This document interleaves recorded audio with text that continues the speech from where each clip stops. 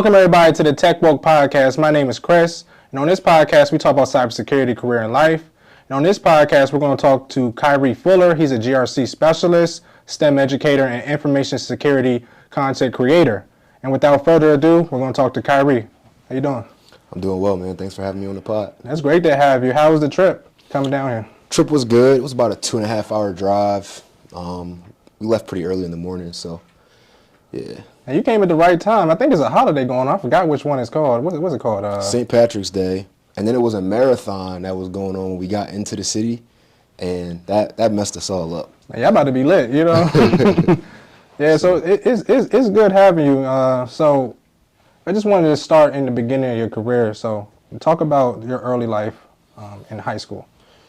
High school, man. So high school, I was kind of like, I guess, a little bit of a misfit in high school. Mm-hmm. I wasn't necessarily a bad kid, but I didn't really like being in class. I was never really interested in technology in high school. I actually wanted to join the military my senior year, but I ended up having a few knee surgeries, couldn't join. So I wanted to just like make money. So I went to college. I started out as an accounting major. Accounting wasn't super creative, and I had to take a science class, and I ended up taking a Java 1 class.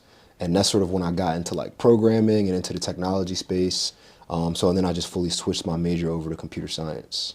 Okay, so yeah, Java. So it just kind of sparked your interest in high school. So you was like, okay, I'm gonna focus on this. Like, not necessarily in high school. So in high school, I didn't have any academic interest like at all. Mm-hmm. I just wanted to hang out with my friends, kick back, talk to girls, that kind of stuff. But once I got to college, I was like, all right, I want to at least do something that, makes money. So that's kind of when I got into accounting, because I thought it would make money, and then I didn't like it. So I switched over to computer science after I took that Java 1 course. Okay, so you did. Okay, I get what you're saying. So you just got your degree in computer science, and then what did you do after that? So after I got my degree in computer science, I actually reversed it a little bit. So while I was in college, I worked IT help desk. Okay. So my sophomore year of college, I started working at the IT help desk for my school. And then during my sophomore year, during the summertime, I would do internships. Okay. So that's kind of what my introduction to like the corporate side of technology was. And then after I graduated college is when I started like fully getting into the governance, risk, and compliance space. Oh, okay, understood. So why didn't you do cybersecurity? What's the difference between computer science and cybersecurity? Cybersecurity wasn't offered at my school, mm-hmm. But so my school is like you could do computer science, mm-hmm. and then there were 2 tracks you could take. So you could take the cybersecurity track, or you could take the software development track, and mm-hmm. I ended up taking the cybersecurity track. So I had classes like malware, like we had to create malware with Python. We had to do malware analysis. We learned Wireshark, packet sniffing, that kind of stuff. We learned cloud. So yeah, I didn't want to. So at first programming was fun, and mm-hmm. then once I got to like data structures and algorithms, that's where it started getting hard. I understand. So then I was like, I don't think I want to actually do programming for a career, and that's when I switched over to cybersecurity. Okay, understood. And so you did the internship. Can you explain some of the benefits about doing the internship before you fully got into it? Yeah, so I would say the internship taught me kind of how like corporate America is structured and how corporate America works. Mm-hmm. Heavy emphasis on networking, not like computer networking, but more so talking to people, knowing the right people, knowing the right things to say in different situations, having an elevator pitch. So those are sort of the things that I learned having an internship, and I also got to get that hands-on experience of like what it means to do a risk assessment. That was my first introduction to cybersecurity controls. So I would say that, anybody who's looking to get into the cybersecurity industry, I feel like priority number 1, especially if you're in college, should be to try to lock down an internship. Okay. Yeah, even for me, I wish I did an internship. I had to learn the hard way. I'm in meetings, talking to people. I'm talking to hundreds, all the different stakeholders. Mm-hmm. I'm messing up. I didn't know how to properly network, get what they want. So doing an internship is probably, I should have did that when I was in school. Or, at some point did an internship. It helps, Yeah, it definitely helped. So like I kind of got an early introduction to corporate. So my first corporate job was actually my senior year of high school. Mm-hmm. I worked at a small accounting firm in New Jersey. Mm-hmm. I was just doing like bookkeeper sort of stuff. But yeah, that's kind of when I think that having that advantage, it showed me how to like conduct myself in those types of atmospheres. Understood. So, okay, so you did the internship. So what did you do after you did it? And also, too, did you get a certification at any point? I didn't get my first certification until my second year professionally in the industry. Okay, so that was after the internship. After the internship. Okay. So after the internship, I started my first job. That's when I was doing sort of like security compliance work, but it was actually adjacent to security compliance. It was more so I was doing automation work, but I was on a security compliance team. And then my second year at that job is when I got my first certification from the SANS Institute. Oh, the SANS. Which one was it? It was in the law of data security and investigations. Okay. Yeah. Okay, and just to double back on automation, what do you mean by automation? Automation work. So automation is kind of broad, but for me, automation means just making a process more efficient. So sometimes you can't automate a process 100%.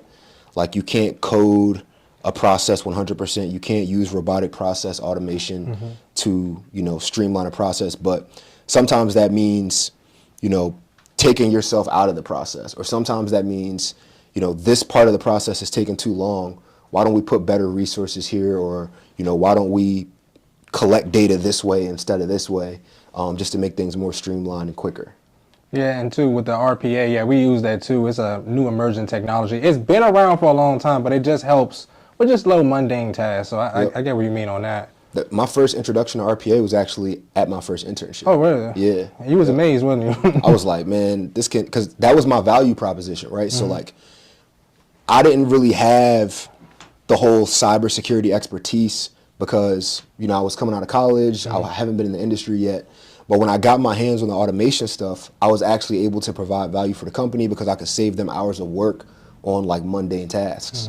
So that's kind of where my whole like personal brand professionally kind of started from, is like me being the guy who can automate these like different tasks. And do you recommend that to people trying to get into IT or cybersecurity? Just try to find one niche you can focus on so you can build off of that. That's a good question. I would say, honestly, to start broad, because I feel like I've kind of, my career journey has been very, the scope has been very narrow.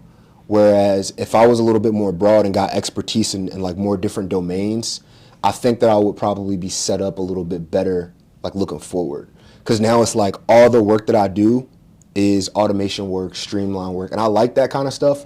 But one of the reasons that I made the transition to IT risk, which is what I do now, is because I felt like I wasn't getting those like governance, risk, and compliance skills that would make me marketable like in the future, because the work that I was doing was so narrow to like the job that I was doing at the time. Oh, I get what you're saying. So you just wish you was more broad so you can do more stuff to focus on something you wanted to do. Exactly. Okay. So after this position, what did you do after?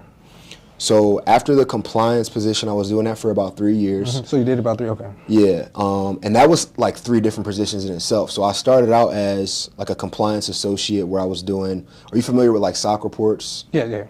So in order to receive a SOC report, you either have to be, for a SOC 1 report, you have to be a customer. For a SOC 2 report, you have to be under NDA.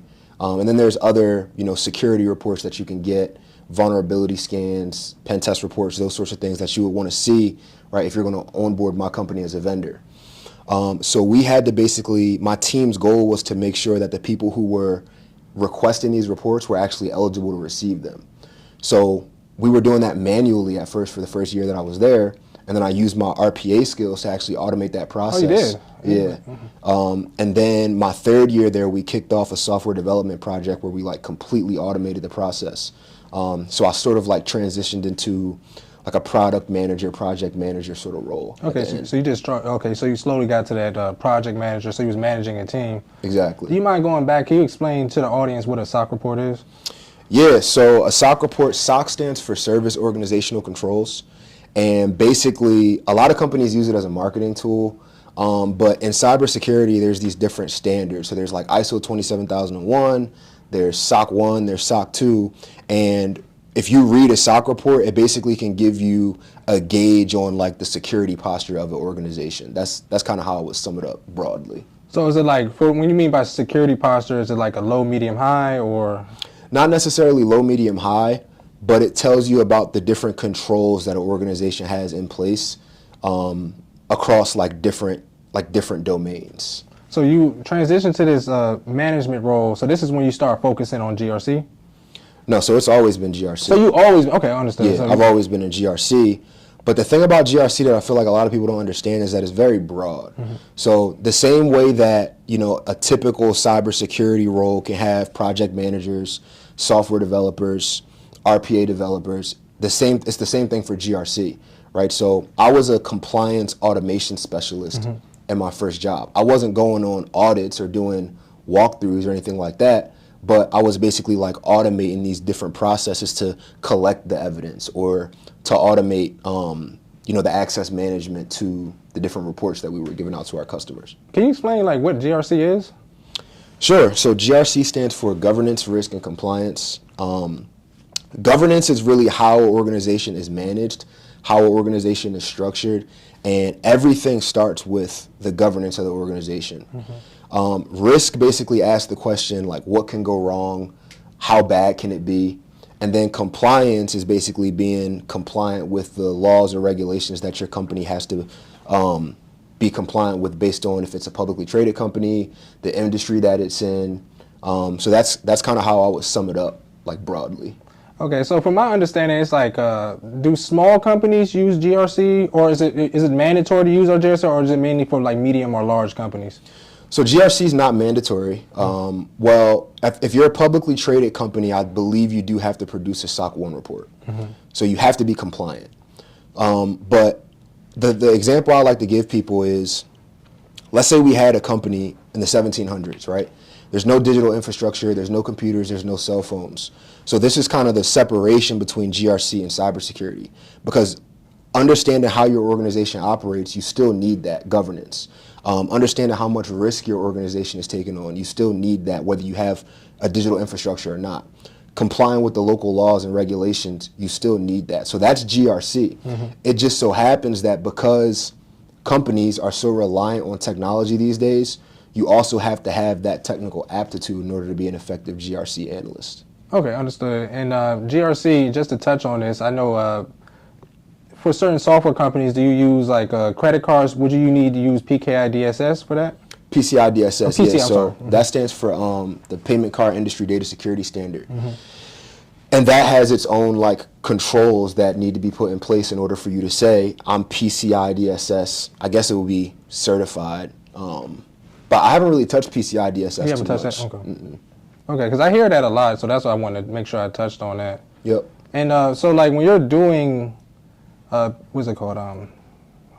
When you're doing GRC, what tools are you using? Because for example, I'm an ISO. We use something called EMAS, a management tool to kind of manage the entire. Are you doing it manually, or are you using any software to manage a program? So my company uses software. We use a software called Archer, which is it's basically like a glorified risk register. So, excuse me, Archer, you can use it to track all of your risks and then map whatever controls you have in place to those risks. Any risks that pop up within the company, you basically track them in this software called Archer. But there's compliance automation tools too, like Drata, Vanta is another big one, where it can basically plug into your tech stack at the API level, and based on the configuration of like how your technology is configured, it'll basically give an output on whether you're compliant with a certain standard or not. Oh, okay. So are you managing STIGs also for GRC? What are STIGs? I'm not familiar with that. With STIGs and GovTech, we download them from cyber.mil. We would send it to the system administrators or engineers, and on the STIGs, they tell you how to map out, basically configure it to the NIST guidelines on how to harden the system to make it compliant for the program. So that's what STIGs are. Okay. So it sounds like what you do is more of a line one function. So there's like 3 lines of defense. There's like the line one function. Break it down for me. There's a line one function, which is basically like, think of these people as more of the people who are on the front lines, right? So these are your SOC analysts, right? These are the people who are actually patching the networks.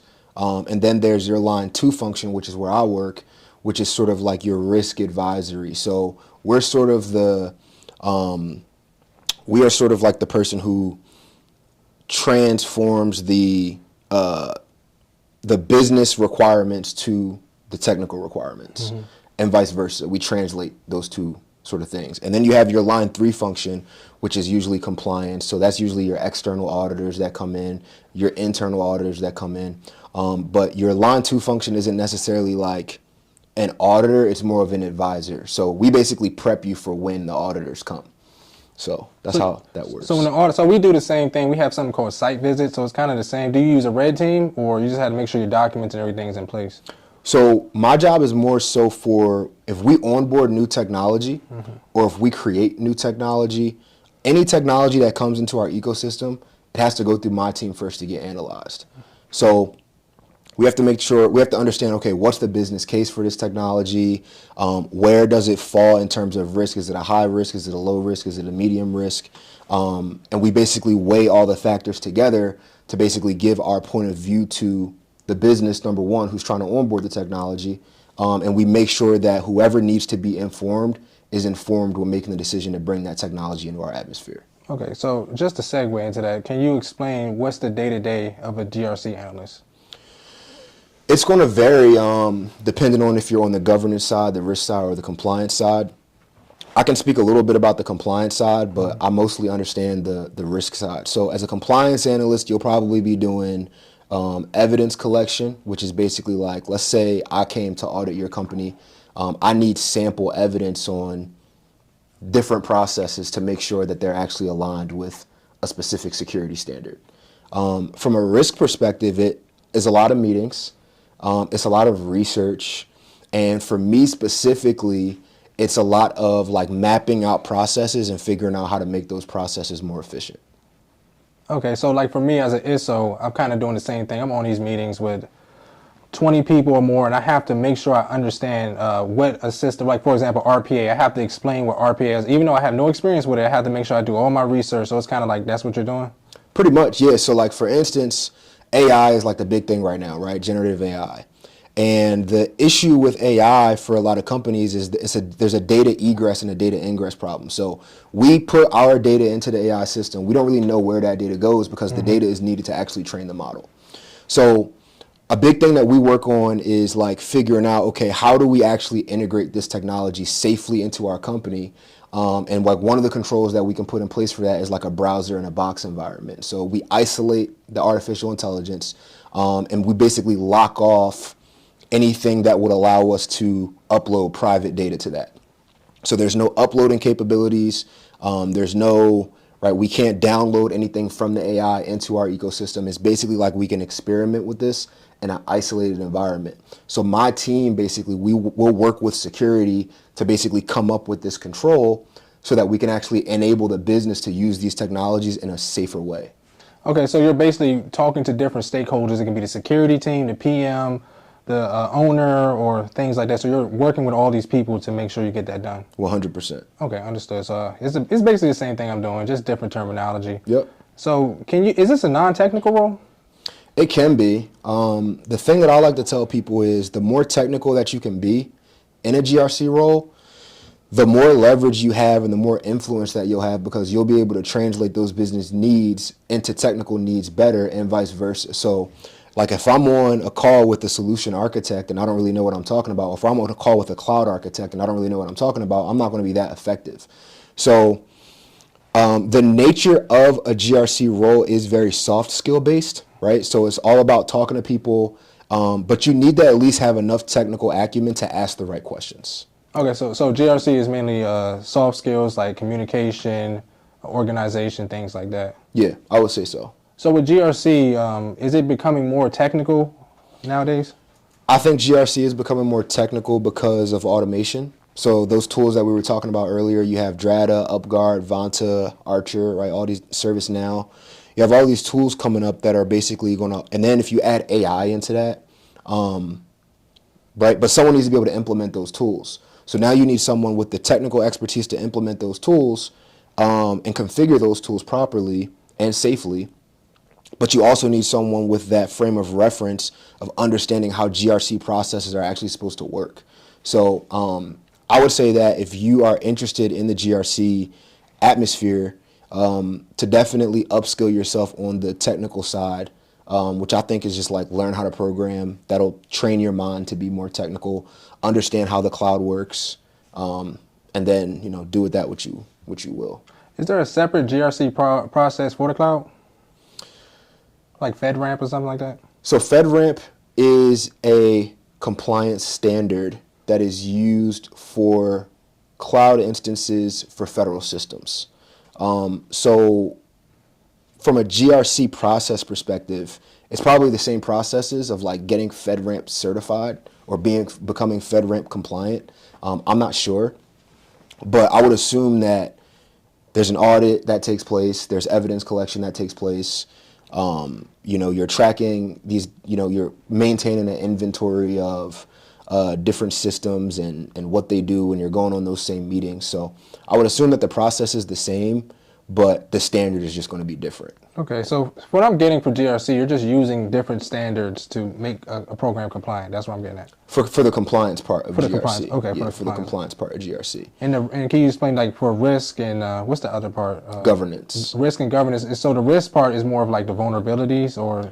Risk is understanding the threats and the vulnerability. So risk is the likelihood that a threat will exploit a vulnerability and the impact of that happening to the business. Okay. So as a risk analyst, what you do is that's pretty much what your day-to-day job is. You want to understand the threats that are involved with, like for me, it's onboarding a different technology or onboarding a new technology.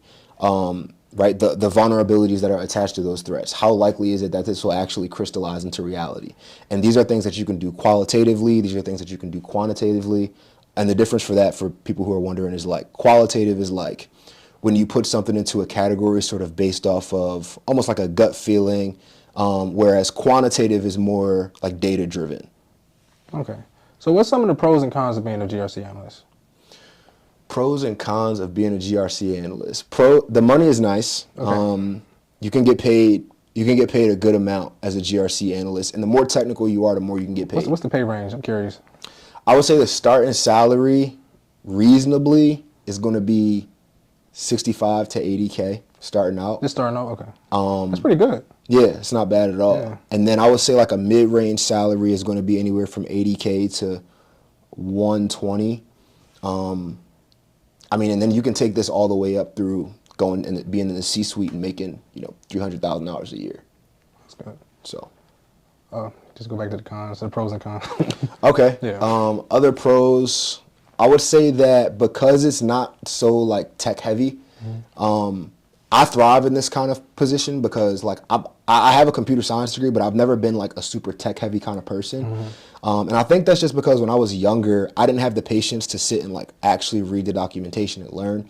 Now that I'm more mature, I'm starting to develop that technical acumen more just because I have more patience. But I like talking to people. You're always figuring out problems. So I like to problem solve and bring the right people together to like work through a situation. But some of the cons, I would say they're not necessarily cons of being a GRC analyst, but they're just more so cons of being in like a corporate environment. It's like there's this little game you have to play. That's probably the biggest con. And I was remote and now I'm in the office, so that's been a bit of an adjustment as well. I can't really see any more cons other than that. Yeah, because I deal with the same thing as an ISO. So I have to play the corporate game, meaning email certain people, go find the person at their desk. Smile all the time. Smile all the time. So, hey, trust me, I understand. You got to play that game to get what you want. And then the arguments, we always arguing about something. Really? So say, for example, RPA, for example, maybe it might not be compliant. Maybe it might be sending data from our program to the RPA, which is not good. And then one person will say, hey, it's no problem. And then I'm like, as a ISO following this guy, hey, this is a problem, Right. This is a Cat 1 vulnerability. So it's just things like that. Just the balance of going back and forth with that. Yeah. Okay. So what type of certifications do you need for this position? I didn't have any certifications No when I first certifications? got into GRC. I just had my computer science degree, but I think what helped was my internships. So where I lacked in certifications, I had more experience than a lot of other people that were trying to get these roles. So I did internships for almost 3 out of the 4 years that I was in college. And I did IT help desk for 3 or 4 years. But if you want those certifications, I would say that your Security Plus is a good one to get. And then there is the Certified in Governance, Risk, and Compliance from ISC2. That's a good certification to get at the entry level. And then I would say cloud certifications are good. That's the thing about GRC is like, there's so many different, like even on my team, there's people who are super, super technical. There's people who are more soft skills oriented like me. I don't think certifications really matter as much as knowing the content. Like you should definitely be familiar with NIST, the risk management framework, the cybersecurity framework, some of their special publications that, apply to the job that you're doing. You should definitely be familiar with the AICPA, which is kind of where you can learn about service organization controls, SOC 1, SOC 2, SOC 3, bridge letters, all that kind of stuff. If you plan on working in the government, you should definitely understand FedRAMP, right? So I think that it's more about the content than it is about the certifications, but the certifications are what's going to help you stand out on resumes. So, I would say Security Plus, the CGRC, and then once you get like 4 or 5 years in the industry, now you can start getting those like real security compliance risk certifications like your C-Risk or your CISA or your SISM, right? Your Certified Information Security Manager, that kind of stuff. Yeah, and I like how you did that. And I want the audience to understand, like, experience helps out a lot with getting these jobs because there's people that have no degrees that's making $200,000 a year where I'm at. So yep. That's good to hear. So if you're in college, make sure you double down on them internships because when you get older, it's going to be harder. Yeah, the internships, because the thing about it is, like, you can know everything about NIST, right? But like if you've never implemented it and you don't know the nuances that come with having to get stakeholder buy-in, you don't know the nuances that come with having to get something approved by legal or having to get budget, right? Like those are the things that are kind of like tricky to navigate, depending on the size of your organization, the resources your organization has. So I think that's where a lot of the value comes in from actually going through the experience. Do you think it's easier for people that's getting into cybersecurity to first start off in GRC? I don't have any other frame of reference. Okay. So I think that the SOC analyst role is something that is, and SOC stands for Security Operations Center. I feel like that's a really good role to start in. But my only frame of reference is really from like the governance, risk, and compliance world. So okay. I wouldn't know. If somebody was trying to start networking to find people to get into GRC, how would they do that? I would say definitely have your LinkedIn on point. I know everybody, like people don't like to hear LinkedIn.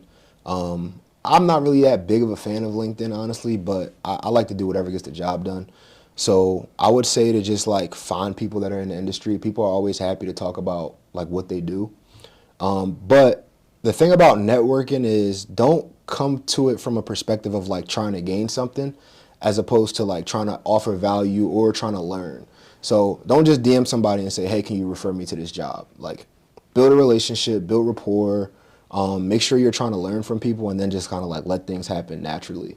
There's also a big thing for me was if you're in college or even if you don't go to college, go to like a local university and try to get into some of those career fairs, because those career fairs, that's where I got all of my FaceTime with the recruiters. That's where I was able to actually hand people resumes in person. People were able to kind of get more of a gauge on my personality and my energy.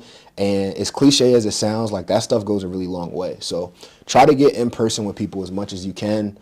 I know in Philly, there's a lot of like tech events and networking events and stuff like that as well. Yeah, and it's not wrong with checking out Eventbrite because that's where I find a lot of my tech. I'm going to one next week, actually, just brunches or get-together. So that's pretty good for a young person to check that out. Because everybody think, oh, yeah, if I just, even with me, they'll reach out to me on LinkedIn. Hey, how do I get into GovTech? Well, let me tell you, we get a whole list. You know, it's a process. I just can't. And then, too, you got to build a rapport. Like, for certain people, like I'm trying to build rapport with people. I like what they're doing, you know. Hey, what's up? Hey, that's cool what you're doing. You have to build rapport over time, and then that person is more willing to reach out to you. 100%, and they're more willing to recommend you for something if it pops up. The other thing I say too is like, I think everybody should learn how to create content. I don't care what industry you're in. Content is king, right? And you need to be able to adapt to like whatever is going to get you to where you want to go. So if you can prove that you know what you're talking about to the world on a social media website, right, and you can build rapport with people at the same time, now you're validating your knowledge in public, and you're also building rapport with people. So now when a position opens up on this person's team, right, they actually have some sort of comfortability when it comes to vouching for you because you've kind of proved that you know some of the stuff that you're talking about. I agree 100%. For even me, when I started posting things online about how I'm an information system security officer, it proves my validity to that job. And then people on LinkedIn see it. Yep. Like, oh, I might hire him. I've had some of these companies, Fortune 500 companies, reach out to me. I get an interview just because they see what I'm posting. Exactly. So for GRC, if somebody's trying to show their skills with GRC and they have no experience, how would they do that on LinkedIn or YouTube? How would they show that off? I would say studies. So like, for instance, NIST just dropped their 2.0 for their cybersecurity framework. Something as simple as like comparing the first one to the second one. What are the differences? How does it actually like affect the business, right? Or understanding like GDPR is forever changing, right? Privacy laws are forever changing. So if you can stay up to date with privacy laws and you can give managers or CISOs just like a quick synopsis of what they need to know for the week, for any things that have changed, right? Like that's adding value to someone's job for free, right? Which is really the key for any business. I tell people to treat their career acquisition journey as a business. And for any business, you need marketing and you need sales. So for sales, you need to be reaching out to people. And for marketing, you need to be building your brand for yourself as a subject matter expert in whatever it is that you choose to be a subject matter expert on. Okay, and just to say it, is there any way to leverage AI like ChatGPT to help you get a job as a GRC in GRC? I would say that ChatGPT is for decentralized learning. Like, I think I have this theory where I feel like college is going to be kind of like obsolete over the next 10, 15, 20 years, just because education has become so decentralized. Like, even before this interview, I'll be honest with the viewers, there were some questions that you had that I was thinking about, and I was like, man, I don't really know the answer to this. So, I made sure that I went on ChatGPT and just like checked my knowledge. But like the problem is I can't use ChatGPT at work. But if you're in an environment where you can use ChatGPT, you can 100% leverage it at a minimum just to get like the information. I mean, information is, you don't have to go on Google and search through different articles anymore. You can literally ask it a question. And when I ask ChatGPT a question, I say, explain it to me as if you would explain it to a third grader. So. And that's what I do. I'll create a policy or a document. And there's a website, I don't have it on me, and you can put it in there to make sure a 2-year-old, 3-year-old can understand what they're saying. Because if you can explain it to a 2-year-old, you can explain it to a 40-year-old man. People like things simple. That's one of the things I see too in the information security industry is like people want to make it more complex than it is a lot of the time. And a lot of the time it's just like, we can explain this in a way that is not, like it's not that big of a deal. Yeah, and I deal with that too. I'm create documents and I send it to in my field we call them ISMs, Information System Security Manager, and they can see it and they be like, "What is this, Chris? What is going on?" I said, "It's just 5." It's very simple. Like put 2 and 2 together. But as in our field, we have to explain that. Yeah, and people like simplicity. People like being able to look at a document, seeing what they need to know in bullet points. It's not all long and drawn out, and that's another kind of thing where I really want to emphasize like the art of being a GRC analyst is a lot about, like, for instance, governance, right? Governance is all about understanding the organizational structure. And if I want to create reports around risk, right, if I want my management to understand where we're experiencing different types of risk within the company, the report that I give to the C-suite is going to be different than the report that I give to my colleague or the report that I give to the business. So understanding governance, understanding how the organization is structured, like that's a soft skill that is going to help you a lot in your career, just because like who to talk to about different things and how to actually like speak to them. I got you. And can you double down on some non-technical skills that people they should double down on to make their job a little bit more easier? Be likable. You know, I would say just like be a likable person. If I think learning how sales and copywriting works are really important, right? Know how to persuade people, know how to influence people, understand what data points you need and what data points people actually care about. Like I said before, management is going to care about different data points than the businesses. The business is just trying to onboard the technology as fast as they can, right? So they might not even really care about what the risk is. So now you have to make them aware of that risk. Whereas management, they might care about, okay, well, how much does it actually cost to onboard this technology? How is this technology going to actually influence the rest of our infrastructure? So just like knowing who you're addressing, knowing how to address them, being a good writer, right? That's really, really simple. But being able to write a good email that's efficient, that's to the point, you know, that's something else that's really important. Being able, and you know, just like the typical respect stuff, stand up when you shake someone's hand, look people in the eye when you talk to them. Like, you know, that stuff, I feel like it's kind of getting lost in society, but that stuff goes a long way.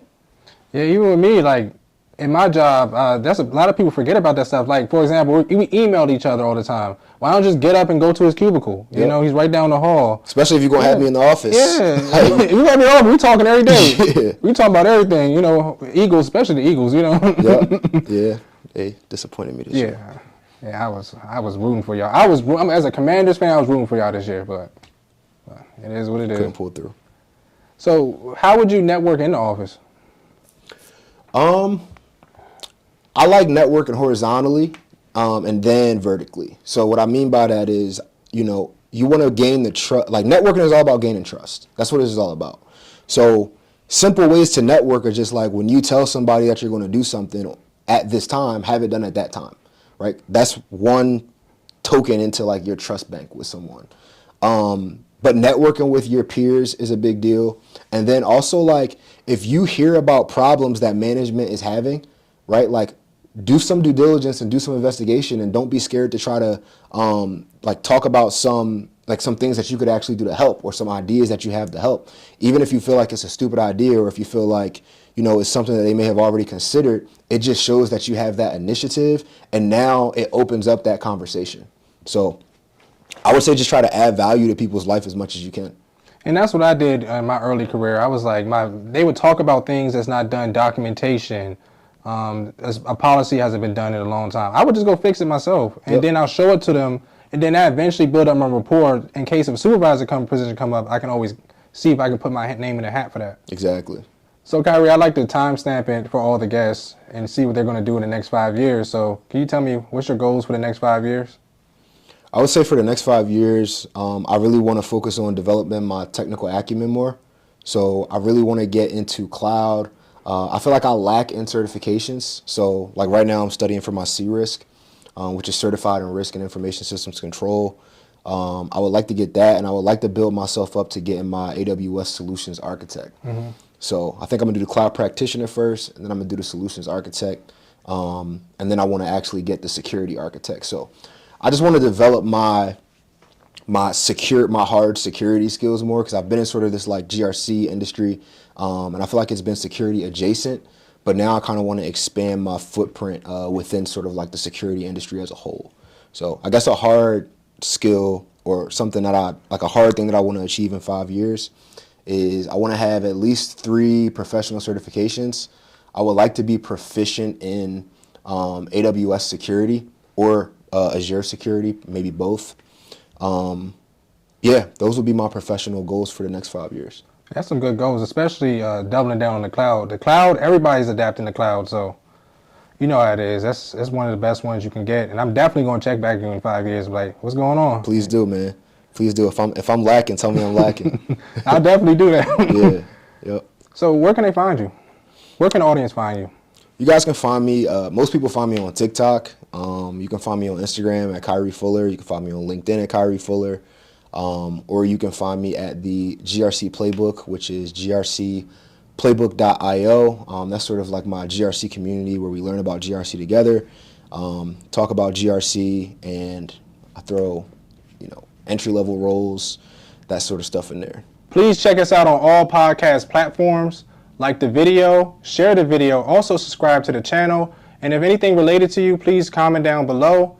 Also, check out the Tech Woke Podcast newsletter, and the newsletter is more condensed interviews with cybersecurity professionals. Also, hit that Cash App. Any donation helps. We're going to keep the channel going no matter what, but any donation helps. So that's pretty much it, everybody. I'll see you on the next one.